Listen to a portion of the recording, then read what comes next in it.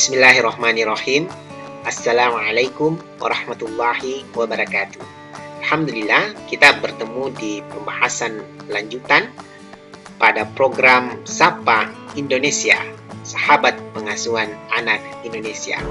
Pada video kali ini kita akan membahas aksi yang ketiga, yaitu memenuhi kebutuhan anak. Untuk membahasnya, kita akan melihat sedikit pembahasan pada aksi yang kedua terkait dengan asal-usul manusia. Nah, ada 4 asal-usul diri anak kita. Yang pertama adalah apa yang kami sebut sebagai tahu. Nah, dalam bahasa agama kita sebut sebagai ruh. Kemudian kedua, apa yang kita sebut sebagai rupa tahu. Yang dalam bahasa agama kita sebut sebagai jisim atau jasad. Kemudian yang ketiga, apa yang kita sebut sebagai tahu-tahu. Dalam bahasa agama kita sebut sebagai nafs. Kemudian yang keempat, apa yang kita sebut sebagai tahu-tahu. Nah, dalam bahasa psikologi disebut sebagai ideal self. Tahu itu asalnya dari Allah Subhanahu wa taala, sehingga sifatnya selalu membawa kebaikan kepada diri anak. Dia adalah suara-suara kebaikan, suara-suara Tuhan dalam diri anak, sehingga selalu mengantarkan diri anak kepada jalan ketakwaan, menjauhi jalan fujur atau pembangkang. Nah, penting untuk melihat apa sebenarnya konsumsi dari tahu ini, apa kebutuhan dari tahu ini. Nah, apa yang paling bisa dilakukan untuk menghidupkan suara-suara kebaikan itu tetap ada. Nah, salah satu yang bisa kita lakukan adalah dengan mendoakan. Doa dari orang tua itu tidak mengenal tempat dan tidak mengenal waktu. Doa itu bisa saja dilakukan pada saat kita sedang memasak. Ya, berdoa kepada Allah, mudah-mudahan dengan masakan itu anaknya kemudian menjadi sehat, anaknya kemudian bisa beribadah dan lain sebagainya. Ya. Kemudian tentu saja pada saat menyuap, ya, proses makan ataupun minum itu juga sebaiknya dilakukan doa-doa kebaikan kepada anak kita. Maka insya Allah itu akan tetap menghidupkan ruh atau tahu yang ada dalam diri anak. Kemudian yang kedua adalah rupa tahu. Nah, rupa tahu tadi itu adalah paras tubuh, kondisi eksternal yang nampak ini. Nah, apa konsumsinya? Apa kebutuhannya? Nah, kebutuhannya adalah tentu saja misalkan makan dan minum. Kemudian membelikan pakaian yang layak, yang menawan. Kemudian membelikan aksesoris, jam tangan, topi, ataukah misalkan memotong rambut. Itu adalah bagian-bagian daripada menjaga rupa taunya, menjaga jasadnya, menjaga jisimnya, ya. Memastikan kendaraan juga bisa, memastikan rumah juga bisa, ya. Memastikan ada udara juga adalah bagian daripada kebutuhan rupa tahu. Air bersih itu adalah bagian daripada kebutuhan rupa tahu. Nah, ini adalah kebutuhan-kebutuhan yang kita bisa penuhi, yang kita bisa berikan kepada anak kita.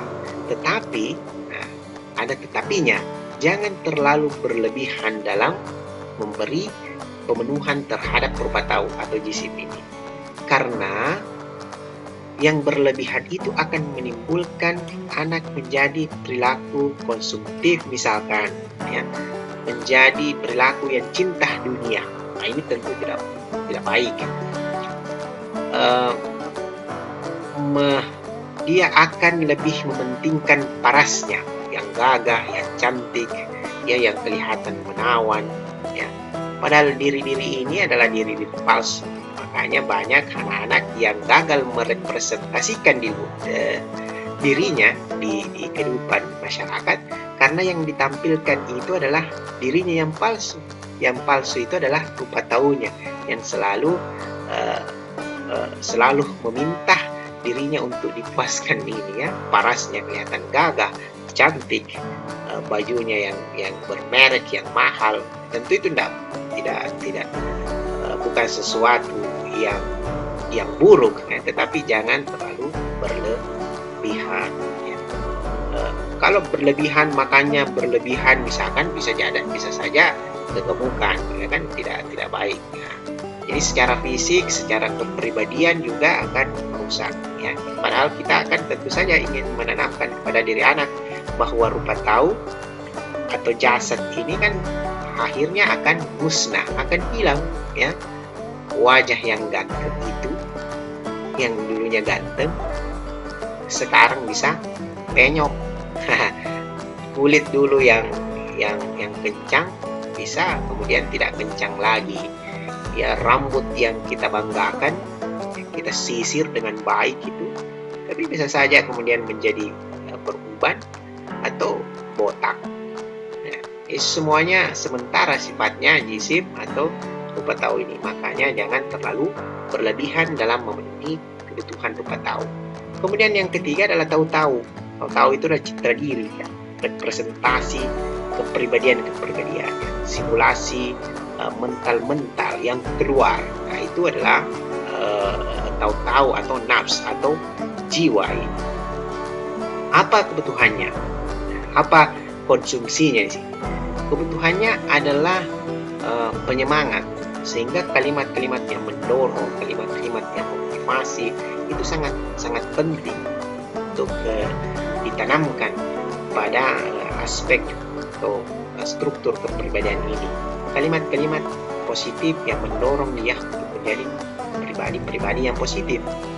Tapi misalkan yang memuji, ya, tetapi memuji itu sebaiknya yang spesifik, bukan yang general, ya, bukan yang umum. Yang umum itu misalkan kamu hebat, itu tidak spesifik. Nah, tapi harus disampaikan kamu hebat dalam hal apa. Kemudian hindari juga kata-kata yang membuat dia merasa merendahkan dirinya.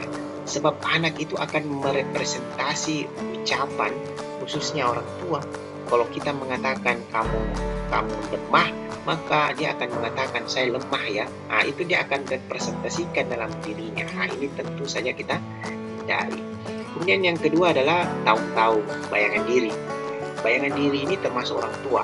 Misalkan mengungkap terlalu kencang, nah, ini tidak baik, ya. Berikan dia ruang-ruang ekspresif untuk menyampaikan keinginannya dan kemampuannya, ya.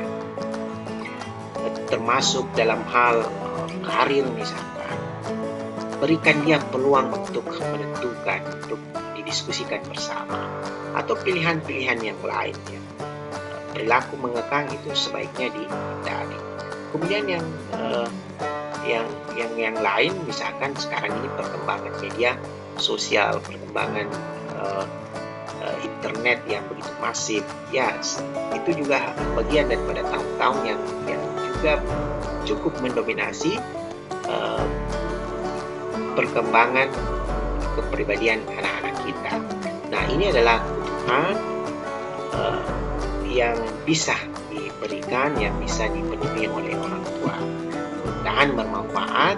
Insya Allah kita akan bertemu pada pembahasan berikutnya, aksi yang keempat. Nah, aksi yang keempat itu insya Allah akan spesifik lagi, kita akan membahas tugas perkembangan anak. Mudah-mudahan bermanfaat. Terima kasih banyak. Wassalamualaikum warahmatullahi wabarakatuh.